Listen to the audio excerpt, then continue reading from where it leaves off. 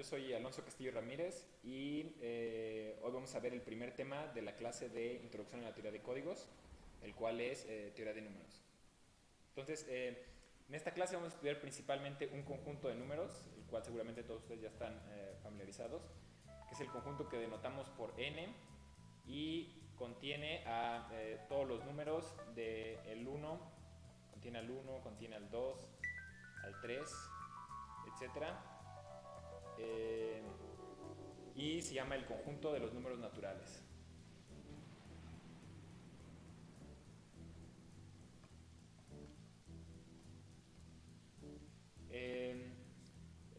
En diferentes libros de texto o en diferentes fuentes, a veces en el conjunto de los números naturales se incluye el 0. Nosotros no vamos a incluir el 0, es otra definición equivalente nada más. Hay cierto debate al respecto sobre si debe incluirse el 0 o no debe incluirse el 0, pero la verdad es que es un debate algo irrelevante. No importa mucho si incluimos el 0 o no, lo importante es hacer el acuerdo al inicio, si se va a incluir o no se va a incluir. Entonces nosotros nos referimos como números naturales a los números que se usan para contar, 1, 2, 3, 4, 5, etcétera, hasta, bueno, no termina, es una secuencia de los números que todos conocemos que no terminan. Entonces, en particular, lo que vamos a ver sobre los números naturales es el tema de divisibilidad. Entonces, esta es la definición de divisibilidad. Entonces, decimos que sea A un número natural. Si recordarán, usamos este símbolo que parece un épsilon. Significa que es un elemento que pertenece a los números naturales. Es decir, A puede ser cualquier número, puede ser el 1, el 2, el 3, el 50, el 70, no nos importa. Entonces sea A un número natural y sea B otro número natural. Entonces tomamos dos números naturales. Entonces decimos que A divide a B, y aquí la palabra clave es divide, si existe otro número natural T, tal que B es igual a A por T. Es decir, el número B puede escribirse como el producto del número A por el número T. Y en tal caso, para escribir esto en símbolos, se hace de la siguiente forma. Escribimos que A, luego una raya vertical, divide a B. Y eso automáticamente significa que existe un número T tal que A por T es igual a B. Hay algunas formas equivalentes de decirlo. Entonces, equivalentemente, si un número n divide a un número m, bueno, aquí cambiamos la notación, también se puede decir las siguientes expresiones. Bueno, como dijimos anterior, solo voy a repetir la definición, que n divide a m significa que m es igual a n por t para algún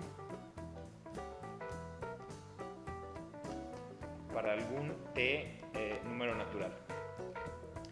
Y es equivalente decir, si esta ecuación de aquí, m igual a n por t, se cumple, es lo mismo decir que n divide a m, o que n es un divisor de m, o que n es un factor de m, o que m es un múltiplo de n, son formas equivalentes de decir lo mismo, o que m es divisible entre n.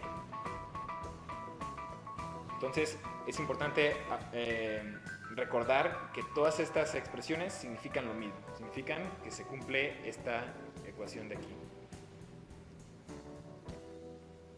Muy bien, entonces aquí hay algunos ejemplos. Por ejemplo, el número 6 es divisible entre 3. ¿Por qué? Porque 6 es igual a 2 por 3. En este caso, bueno, como la multiplicación de números es conmutativa, no importa si escribimos 2 por 3 o 3 por 2, es lo mismo. Entonces, en este caso, 6 viene siendo m, el 2 viene siendo nuestra t y el 3 viene siendo la n que teníamos en la ecuación anterior. Esta ecuación, esta definición también se puede extender no solo a los números naturales, sino a los números enteros. Entonces, ¿cuáles son los números enteros? Los números enteros, los cuales representamos con una z, básicamente son todos los números naturales, pero también los números negativos y el 0. Entonces, empieza desde, no está acotado en ninguna parte, menos 3, menos 2, menos 1, 0, 1, 2, 3, etc. Este es el número este es el conjunto de los números enteros.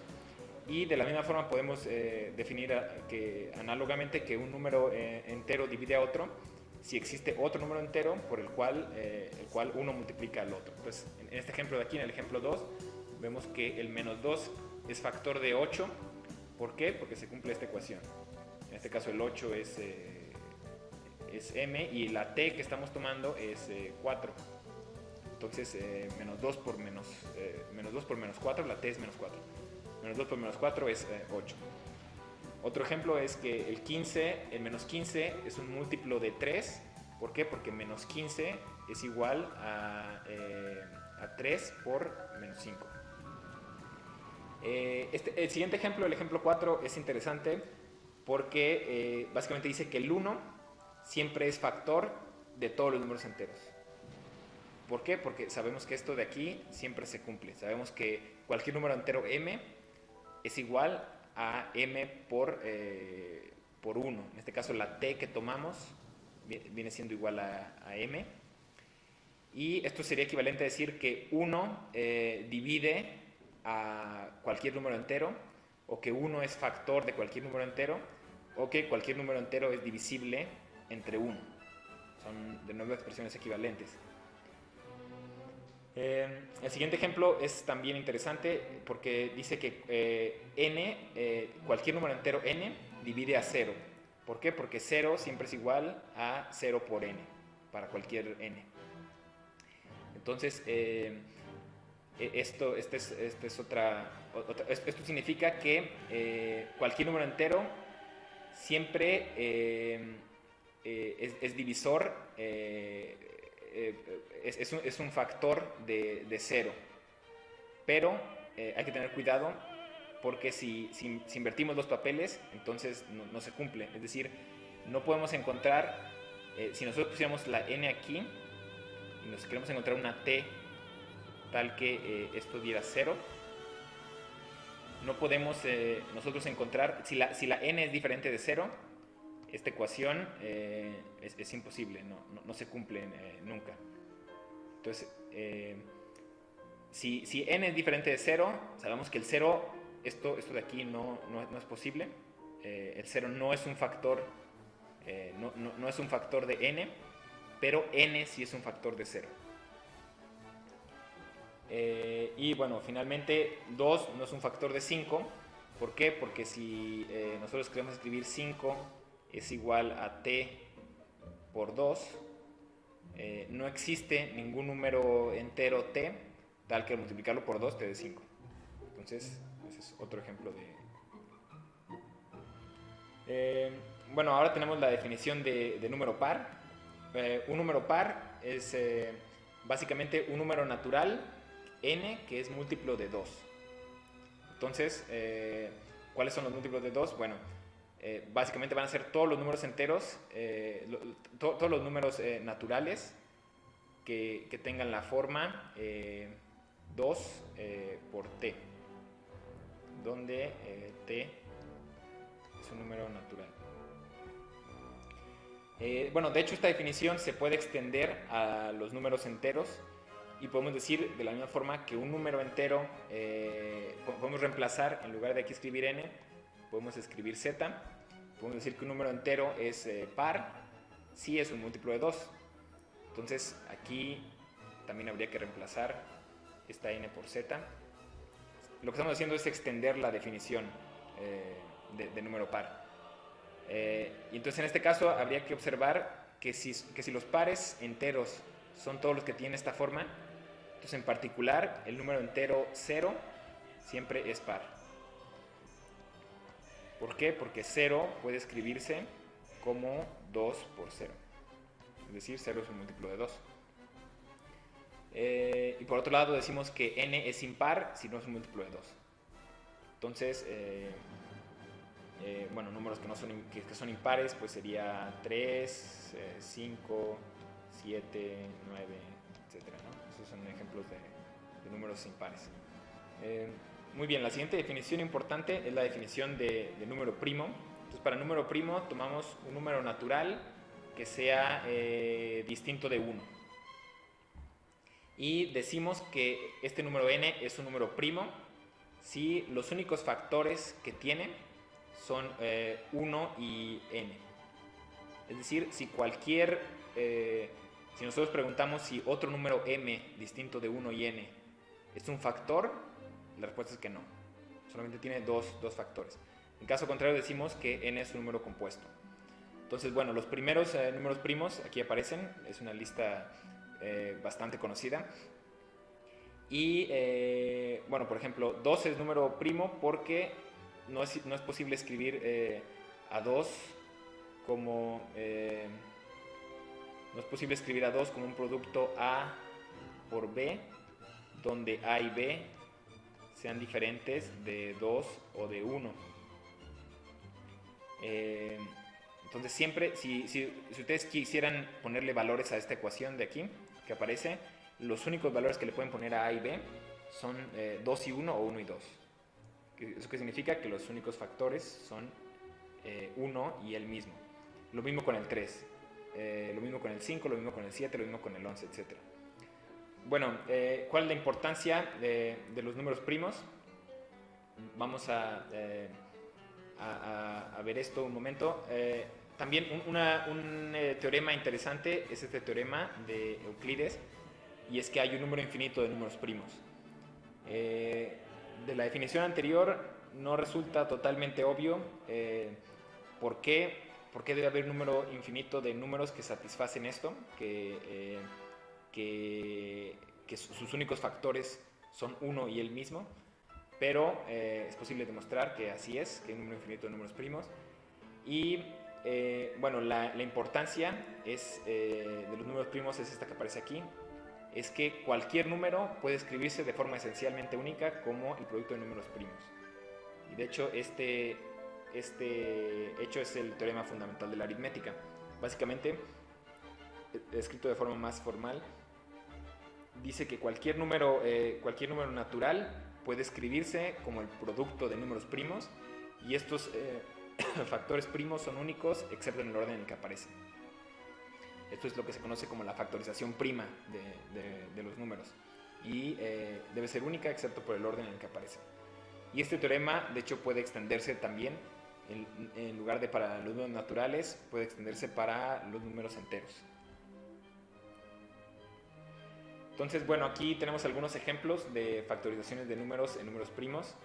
Por ejemplo, el 42 puede escribirse como el producto de 2 por 3 por 7, donde 2, 3 y 7 son números primos. Otra forma equivalente de hacerlo sería 7 por 2 por 3. Y esto es lo que se refiere al teorema anterior, de que la factorización es única, excepto en el orden que aparecen. Ustedes pueden poner el 2 primero, o el 3 primero, y luego el 7. Pero al final de cuentas, los únicos factores primos que intervienen en esta factorización son siempre los mismos. Aquí vemos un caso de factorización del menos 15. Como decía la nota después del teorema de la diapositiva anterior, podemos agregar un factor de menos 1, que este menos 1 no es un número primo, pero para extender la definición a los números enteros tiene que aparecer en la factorización. Y los dos números primos que aparecen son el 3 y el 5. De la misma forma, el 8 puede escribirse como 2 por 2 por 2. Es decir, los números primos que aparecen en una factorización no tienen que ser diferentes necesariamente. El 8 sabemos que es lo mismo que 2 al cubo. Aquí otro ejemplo de otra factorización, menos 329, igual con un factor de menos 1 al principio. Y esta es otra factorización de un número un poco más grande. Aquí ya agrupamos los factores primos con esta notación de 2 al cubo, que aparece 3 veces el 2, el 11 aparece 2 veces y el 3 aparece una vez. Entonces, bueno, aquí mencionamos que, de nuevo, Euclides demostró en el año 300 antes de Cristo que hay un número infinito de números primos. Muy bien, entonces vamos a revisar la demostración del teorema de Euclides, el cual dice que hay un número infinito de números primos. Es una demostración sencilla, pero muy ingeniosa, y utiliza una técnica de demostración que, de hecho, Euclides es de los primeros que se conocen, primeros matemáticos que se conoce que la usaron, y es la reducción al absurdo o contradicción. Entonces, por eso decimos que demostraremos el teorema por contradicción. Entonces, ¿qué significa eso?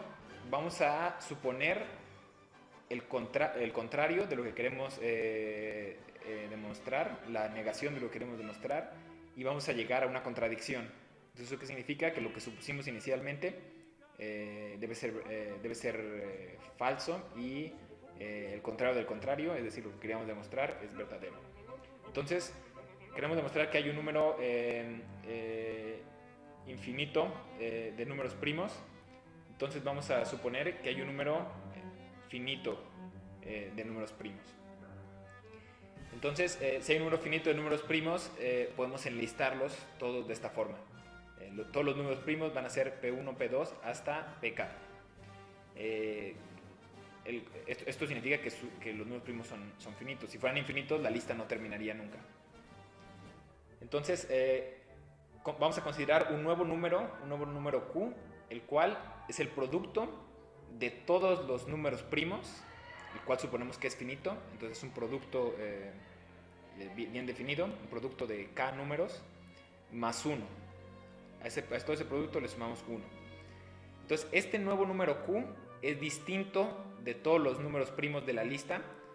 ¿Por qué? Porque estamos sumándole 1, es más grande. Este número es más grande que todos los números que aparecen en la lista. Es la multiplicación de todos ellos más 1. Y por lo tanto sabemos que Q no es un número primo. ¿Por qué? Porque si es diferente a todos los números primos que suponemos que hay, no es un número primo. Entonces por el teorema fundamental de la aritmética dice que Q puede escribirse como el producto de números primos. Sin embargo, esto es imposible. ¿Por qué? Porque Q no es divisible entre ninguno de los números primos desde P1 hasta Pk. ¿Por qué? Porque le estamos sumando 1. Entonces, si vemos de esta misma ecuación en la que definimos a Q, vemos que ninguno de los números desde P1 hasta Pk es un factor de Q, porque hay un 1 que aparece sumando extra.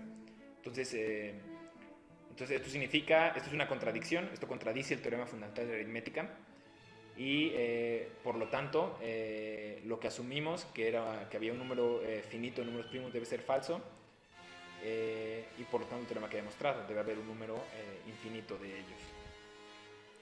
Muy bien, entonces vamos a ver otro concepto importante, que es el algoritmo de la división. Es un teorema también. Entonces, ¿qué dice el algoritmo de la división? Tomamos dos números naturales, m y n, y tomamos a n distinto de 0. Entonces, este algoritmo o este teorema nos dice que existen enteros únicos, q y r, tales que se satisface esta ecuación. Tales que m es igual a q por n más r, donde, y esto es importante, r es un número que es estrictamente menor que n y mayor o igual que 0. Entonces, en este teorema el entero q se llama el cociente de la división, y el entero r se llama el residuo de la división. Tal vez esta forma de presentar el teorema pueda parecer algo extraña, pero en realidad desde la primaria nos han enseñado a cómo encontrar el cociente de una división y el residuo de una división, y este algoritmo básicamente lo que nos está diciendo es que siempre van a existir esos enteros. Siempre va a existir un entero q y un entero r, y r, el residuo de la división, debe estar entre 0 y n, y debe satisfacerse esta ecuación que tenemos aquí. Entonces, una forma de encontrar este cociente y este residuo de la división entre dos números enteros es la división larga que se aprende en la escuela primaria, pero bueno, también es fácil encontrarlo con ayuda de una calculadora.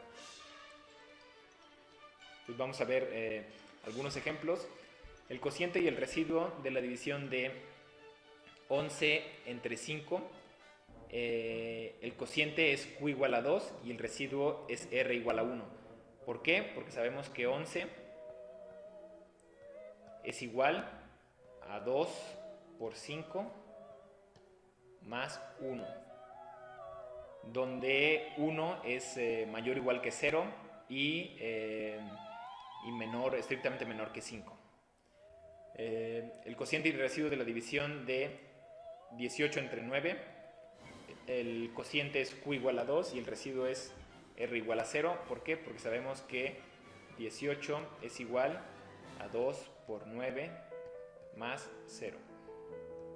Entonces el residuo puede ser 0 también, como habíamos dicho. Otro ejemplo, el cociente y el residuo de la división de 302 entre 14 es Q igual a 22 y R igual a 4. ¿Por qué? Porque sabemos que 312 es igual a 22 por 14 más 4. Y esto, bueno, se puede comprobar haciendo las multiplicaciones o ya sea una calculadora o a mano o los medios que sean necesarios. El cociente y el residuo de la división de 6 entre 10 es Q igual a 0 y R igual a 6. ¿Por qué? Porque sabemos que 6 es igual a 0 por 10 más 6. Esto parecerá un poco extraño, pero hay que fijarse el orden en el que aparece, ¿no? Si aparece primero, dice 6 entre 10, entonces el 6 debe colocarse de este lado de la igualdad y el 10 debe colocarse del otro lado de la igualdad. Este 0 viene siendo nuestro Q y este 6 viene siendo igual a R.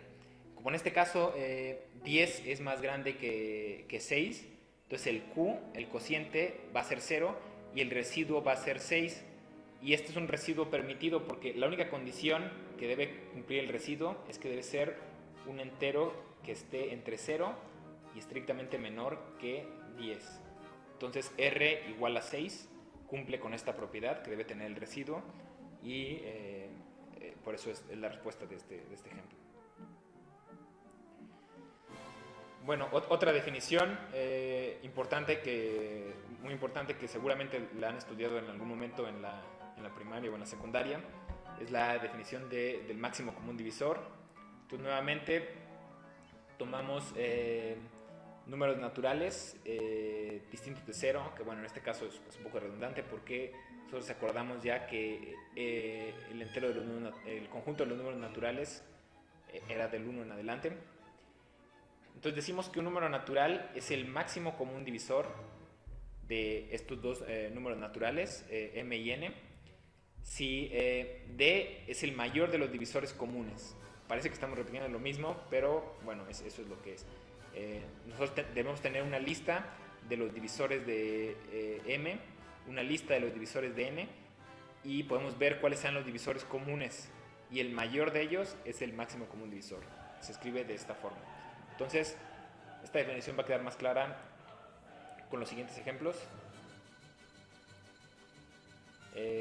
Bueno, antes de presentar el ejemplo, vamos a presentar una definición más, que es la definición de primos relativos. Entonces, nuevamente decimos que dos números naturales son primos relativos si el máximo común divisor entre ellos es igual a 1. Entonces, esto no significa que sean números primos a secas, esto es que son primos relativos entre ellos. Entonces, bueno, ahora sí, vamos a algunos ejemplos. Entonces, la lista de divisores de 15 es esta. Todos los números que dividen a 15 son, los números naturales que dividen a 15 son 1, 3, 5 y el mismo 15. ¿Sí? Y todos los números naturales que dividen a 14, la lista es la siguiente, es 1, 2, 7 y 14. Esto se puede comprobar fácilmente, ¿no? Sabemos que 14 es igual a 14 por 1, por eso el 14 y el 1 son divisores de 14, pero además 14 es igual a 2 por 7. Entonces también el 2 y el 7 son divisores de 14 y ya no hay más. De hecho, esta es la factorización en números primos de 14. Entonces tenemos las dos listas, tenemos la lista de 1, 3, 5 y 15 y tenemos la lista de 1, 2, 7 y 14. Entonces, ¿cuáles son los divisores comunes de ambas listas? Pues el único divisor común es 1 y por lo tanto el máximo de los divisores comunes entre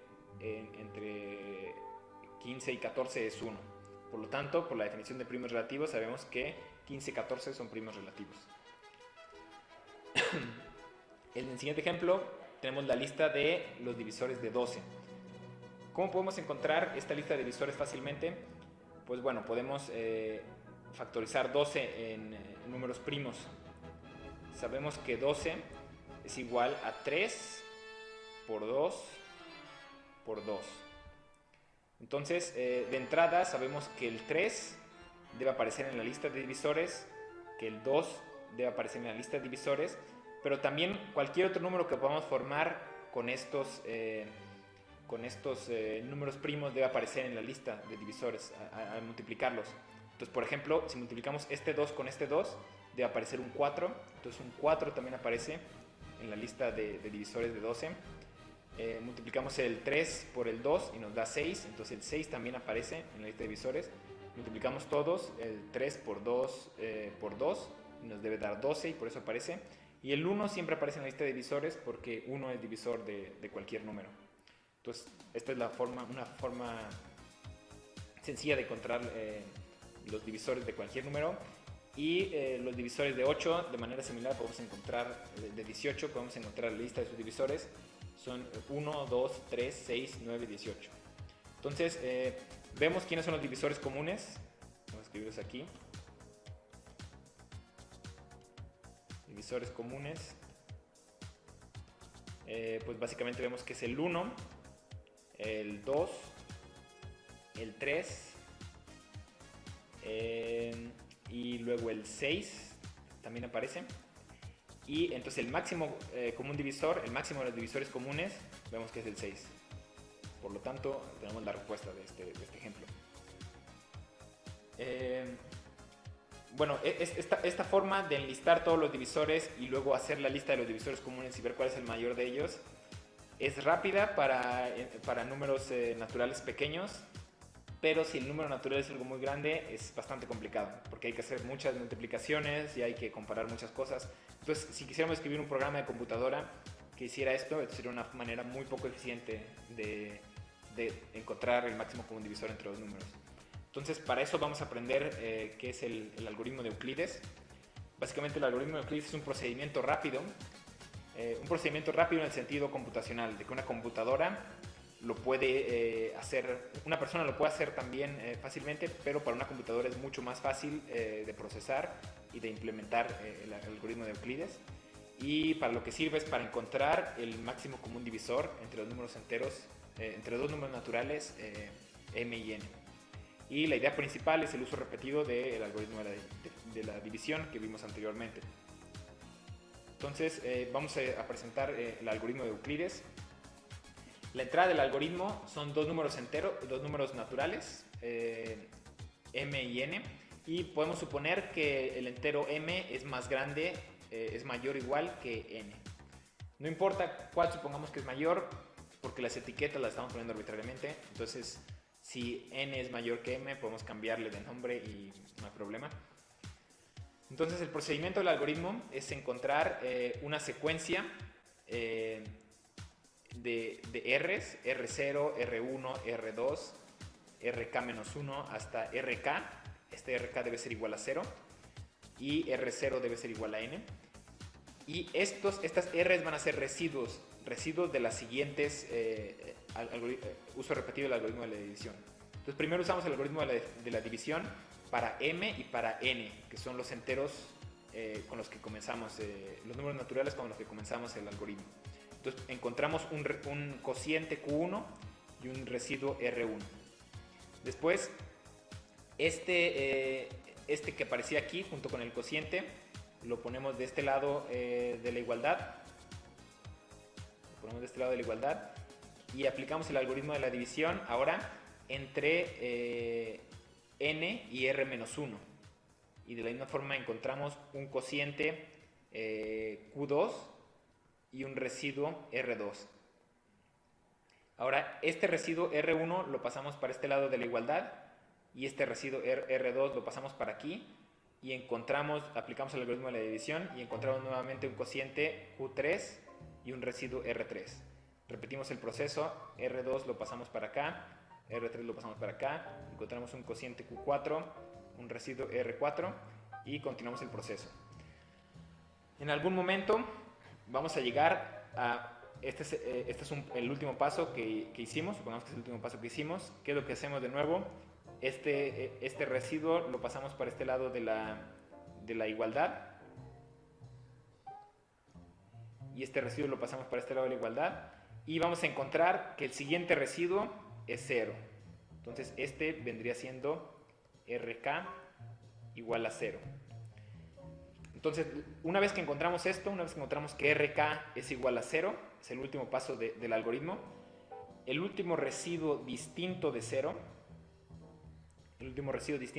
que fue RK menos 1, tenemos que va a ser el máximo común divisor entre M y N. Entonces, bueno, este es el algoritmo. Tenemos un teorema que garantiza que el algoritmo es correcto. Entonces, este teorema básicamente lo que dice es que el algoritmo de Euclides termina en algún momento, es decir, si hacemos este procedimiento de uso repetido del algoritmo de la división, en algún momento debe existir algún paso K tal que RK es igual a 0. Siempre va a pasar que RK para algún K se va a ser igual a 0 y además el algoritmo es correcto. Correcto en el sentido de que efectivamente si RK es igual a 0, entonces RK menos 1 debe ser igual al máximo común divisor entre M y N. Bueno, vamos a ver algunos ejemplos. Entonces vamos a usar ahora el algoritmo de la división, el algoritmo de Euclides para encontrar el máximo común divisor entre 15 y 14. Entonces, bueno, de acuerdo al algoritmo, primero aplicamos el algoritmo de la división para 15 y 14. Entonces vemos que 15 es igual a 14 por 1 más 1. Así que el primer residuo que encontramos, R1, es igual a 1. Después pasamos este 14 de este lado de la igualdad y este 1 de este lado de la igualdad. Y vemos que aplicamos el algoritmo de la división ahora entre 14 y 1. Y vemos que 14 es igual a 14 por 1 más 0. Entonces, este es nuestro nuevo residuo. Este viene siendo R2, que es igual a 0. Por lo tanto, ¿qué nos dice el algoritmo de Euclides? Que el último residuo distinto de 0, el cual fue R1, es igual al máximo común divisor. Entonces, en este caso fue muy fácil porque el algoritmo terminó en 2 pasos. Ahora usaremos nuevamente el algoritmo de la división para números un poco más grandes. Entonces vamos a aplicar el algoritmo de Euclides para 84 y 90. Entonces, primero hacemos la división de 90 entre 84 y obtenemos cociente 1 y residuo 6. Pasamos el 84 del otro lado de la igualdad y el 6 y el primer residuo lo ponemos aquí y obtenemos nuevamente el siguiente cociente y el siguiente residuo.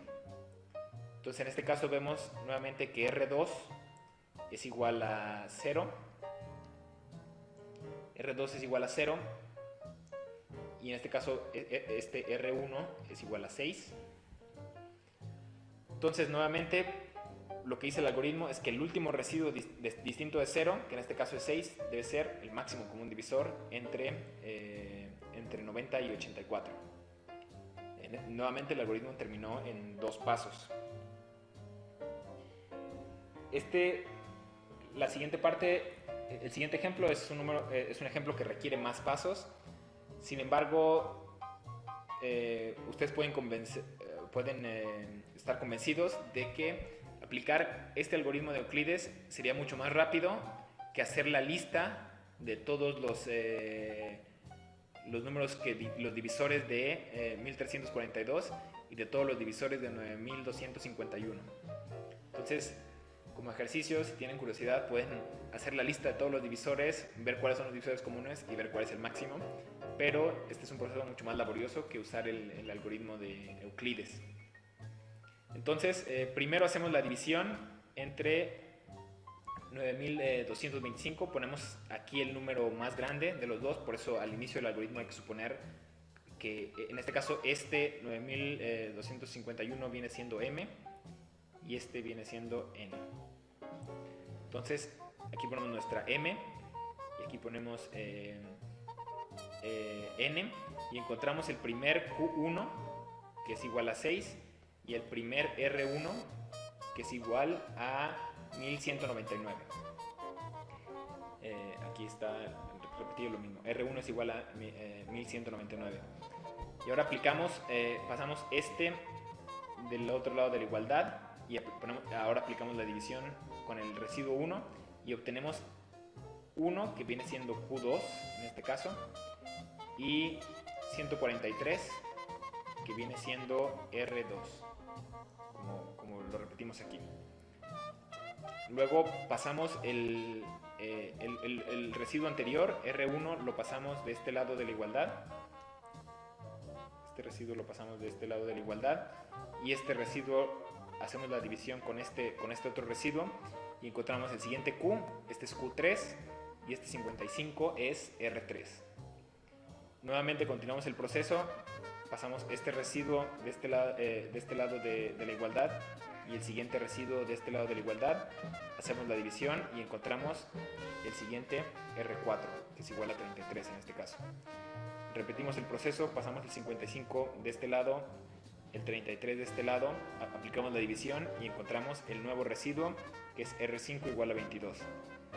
Continuamos el proceso, pasamos el 33 de este lado, el 22 de este lado, hacemos la división y encontramos que el nuevo residuo es 11, entonces R6 es igual a 11. Pasamos el 22 de este lado de la igualdad, el 11 lo ponemos aquí y hacemos la división y finalmente obtenemos un residuo de R7 igual a 0.